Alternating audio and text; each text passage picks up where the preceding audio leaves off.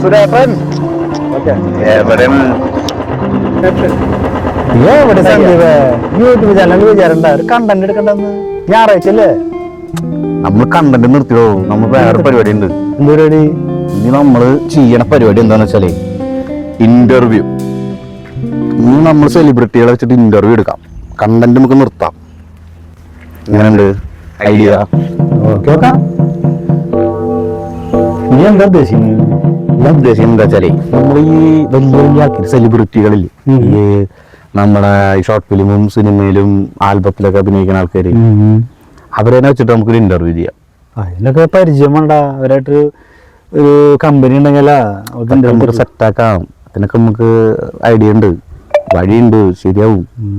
അല്ല ഇപ്പൊ നമ്മളെ അടുത്ത് ആരാ? ഇപ്പൊ ഞാനൊരാളെ കണ്ടിട്ടുണ്ട്. ആരത്?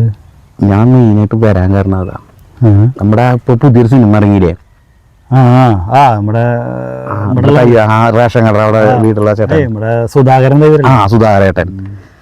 ആളെന്നെ വെച്ചിട്ട് ഇന്റർവ്യൂ തുടങ്ങാം നമുക്ക്. ആള് സിനിമ ഇപ്പൊ ഭയങ്കര ചാടയും ഭയങ്കര മുൻകോപിയാന്നൊക്കെ പറഞ്ഞേക്കണ്. അത് ഈ സെലിബ്രിറ്റികളായി കഴിഞ്ഞാൽ എല്ലാരും പറയണതല്ലേ, എല്ലാരും പറയണില്ലേ ആൾക്കാര്. എനിക്ക് ചിലപ്പോ തോന്നും നീ ഒരു കോമാളിയാന്ന്, ചിലപ്പോ തോന്നും നീ വലിയൊരാളാന്ന്.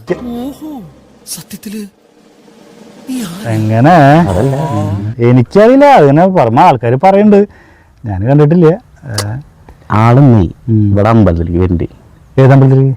ഇവിടെ മുരുകന്റെ അമ്പലത്തിലേക്ക്. അപ്പൊ ഞാൻ മെയിനായിട്ട് വരാൻ കാരണം അതാ, ഞാൻ മൈക്ക് സാധനങ്ങൾ കൂടുന്നുണ്ട്. നമുക്ക് ആളെ വെച്ചിട്ട് ഇന്റർവ്യൂ തുടങ്ങാം. ആളെ നമ്മൾ പറഞ്ഞ കേൾക്കാണ്ടിരിക്കില്ല. വ്യൂവേഴ്സ് കിട്ടുമോ? ഇങ്ങനെ ഹൈ ലെവലായിട്ട് ചിന്തിക്കണം, അല്ലാണ്ട് നമ്മൾ എന്ത് ഈ കണ്ടന്റ് എടുത്തിട്ട് കാര്യമില്ല. ഇപ്പൊ എല്ലാ യൂട്യൂബേഴ്സും ഇതന്നെ ചെയ്യണമെന്ന്, ഇന്റർവ്യൂ എടുക്കുക. നോക്കി നോക്കാം, ഇതാണ് ചെയ്യാം. ഇത് സെറ്റാവും. ആള് നമ്മൾ പറഞ്ഞ കേൾക്കാണ്ടിരിക്കില്ല. നിങ്ങൾ ഒരു ഫീൽഡിൽ വർക്ക് ചെയ്യും.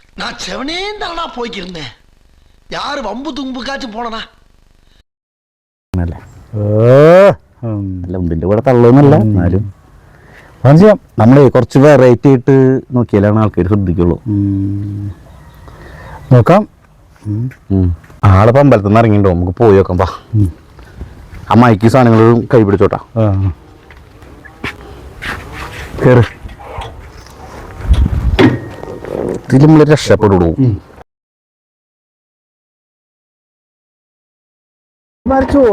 ദേഷ്യപ്പെടുവോ? ഏയ് ആള് ചൂടാവുന്നു, നമുക്ക് അറിഞ്ഞൂടാളെ. ഞങ്ങളൊരു ഫീൽഡിൽ വർക്ക് ചെയ്യണല്ലോ. ഇന്നും ഉണ്ടാകുന്ന തമാശ പറയണ കാര്യം പറഞ്ഞ തമാശ തേങ്ങ.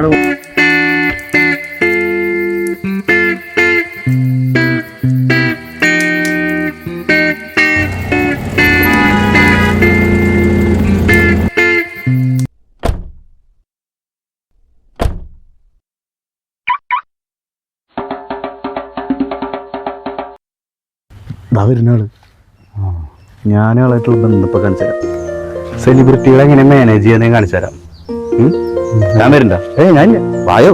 ഞാൻ സാറേ,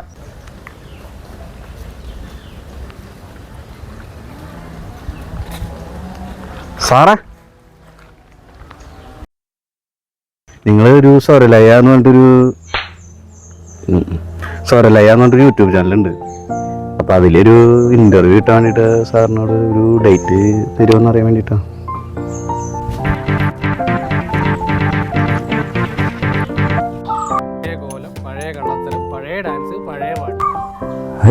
ഇവൻ പറഞ്ഞ പോലെയല്ലോ, ആളായിട്ട് ഭയങ്കര കമ്പനി അല്ല ആള്. സാറൊരു മുൻകോപക്കാരനാണല്ലോ എല്ലാരും പറയണേ. ലൊക്കേഷനിൽ പെട്ടെന്ന് ചൂടാവുക, അങ്ങനെയൊക്കെ കുറെ എല്ലാരും പറയുന്നുണ്ട് കേട്ടോ. അതൊക്കെ അസുഖമുള്ള ആൾക്കാർ പറയുന്നുള്ളൂ. ഒരാൾ പെട്ടെന്ന് വളർന്നു വരുമ്പോഴും ചില ആൾക്കാർക്ക് അസുഖം ഉണ്ടാവും, അവർ പറഞ്ഞതാ. അതായിരിക്കും.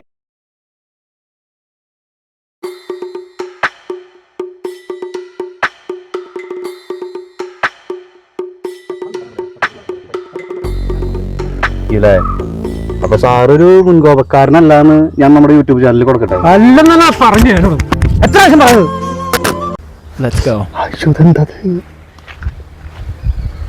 പറഞ്ഞോ നോക്ക്, പറഞ്ഞു മനസ്സിലാവട്ടെ.